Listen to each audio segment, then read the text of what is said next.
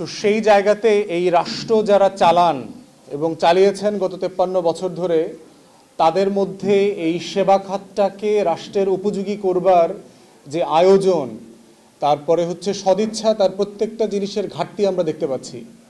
এবং সেজন্য দেখবেন যে বাংলাদেশের রাষ্ট্রপতি, প্রধানমন্ত্রী, বিরোধী দলীয় নেত্রী, গুরুত্বপূর্ণ হর্তাকর্তারা যখন ডাক্তার দেখাতে বিদেশে যান, সেটাও গণমাধ্যমে নিউজ হয়।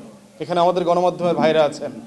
সিঙ্গাপুরে চিকিৎসা করতে গেলেন অমুক তমুক, বাপের বাচ্চা, মায়ের বাচ্চা, অমুকের বাচ্চা, অমুক দলের অমুক সমুক, দেখবেন এগুলো লেখা আসে গণমাধ্যম। লজ্জা লাগে না বাংলাদেশের রাষ্ট্রের যারা রাজনীতি করে যে এই দেশের নাগরিক হয়ে সে আরেক দেশে ট্রিটমেন্ট নিতে যায়, সেটা আবার গণমাধ্যমে জানায়া যায়। যাওয়ার সময় একবার এয়ারপোর্টে সব সাংবাদিককে ডাকে, আবার হুইল চেয়ারে বাইরেতে বাইরেতে আবার সাংবাদিকদেরকে ডাকে। এইরকম একটা নির্লজ্জ রাষ্ট্র ব্যবস্থা সে 53 বছরে আমাদেরকে দিয়েছে। এবং কোনো রাজনৈতিক দলের নেতারা লজ্জিত না এই কারণে। দেখবেন সে মরতে সিঙ্গাপুরে যাবে, কিন্তু বাংলাদেশে ঢাকা মেডিকেলে ভর্তি হবে না। সে মরতে থাইল্যান্ডে যাবে, ব্যাংককে যাবে, ভারতে যাবে।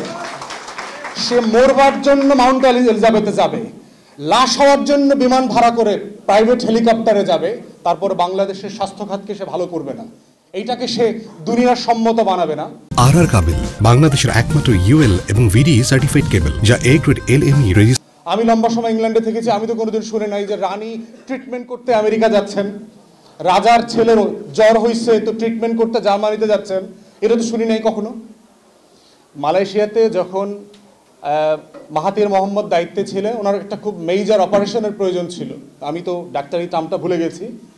তো ওই অপারেশনটা তখন ডাক্তাররা ওনাকে জানিয়েছে যে এটা মালয়েশিয়াতে নাই, করা যাবে না। এটা করতে হলে ওনাকে নিয়ারেস্ট সিঙ্গাপুরে যেতে হবে, তা না হলে জার্মানিতে যেতে হবে। তো মাহাতির মোহাম্মদ এটা শুনে টুনে বলেছে যে আমি মরতে কোনো দেশে যেতে রাজি না। উনি রাষ্ট্রকে, ওখানকার যে স্বাস্থ্য মন্ত্রণালয়ের দায়িত্বে ছিলেন, তাদেরকে বলেছেন যে তুমি এরকম একটা ইউনিট আগামী 2 সপ্তাহের ভিতরে মালয়েশিয়াতে সেট করবা। যত টাকা লাগে, যত দেশের যত ডাক্তার আর মেশিনারি লাগে, সেগুলা নিয়ে আসা এই ট্রিটমেন্টটা শুধু মালয়েশিয়াতে আমার হবে না, আমার মতো এই রোগের চিকিৎসা আরও যাদের যাদের করতে হবে নাগরিকদের, তাদের প্রত্যেকের জন্য এটা করতে হবে। অতএব এই হচ্ছে স্টেটসম্যানশিপ, যে রাষ্ট্র পরিচালনা করতে যে মেরুদণ্ড লাগে, গাটস লাগে, এইটা 53 বছরে বাংলাদেশের রাজনীতিবিদদের কাছ থেকে আমরা দেখি নাই। এবং না হওয়ার কারণে কি হয়েছে, আপনাদের মতো মেধাবী মানুষদেরকে আজকে হাসপাতাল ফেলে এই অসুস্থ রাষ্ট্রের চিকিৎসা করতে প্রেস ক্লাবে আসতে হয়েছে। এটাই হচ্ছে এই রাষ্ট্রের লজ্জা।